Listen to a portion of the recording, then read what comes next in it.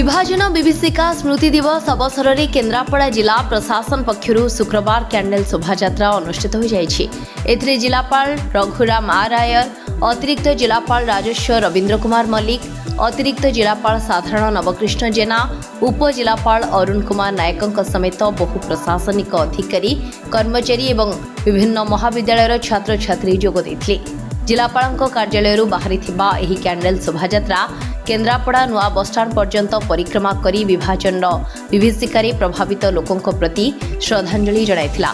देखंतु 14 अगस्त राति रे हमर जो देश स्वाधीन हेतिला एवं भारत एवं पाकिस्तान जो विभाजन हेतिला सेही उपलक्षे सरकारकर संस्कृति विभाग तरफ जो इंस्ट्रक्शन आसीछि जे आमे एई दिवस को पालन करिबा।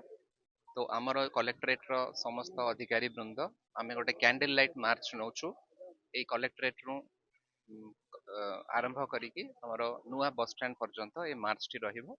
एटा गोटे साइलेंट मार्च रहिबो एवं आमर जो विभाजन दिवस को एटा मार्क करिबा पे एवं देशर जो स्वाधीनता 15 तारिख दिन हेतिला सेही उपलक्षे ए मार्च टी करा जाउछ। ए परिप्रेक्षी रे पूर्वाह्न 11 2 मिनिट नीरव प्रार्थना जिलापाल कार्यालय रे जिलापाल उपस्थिति रे अनुष्ठित होइतिला।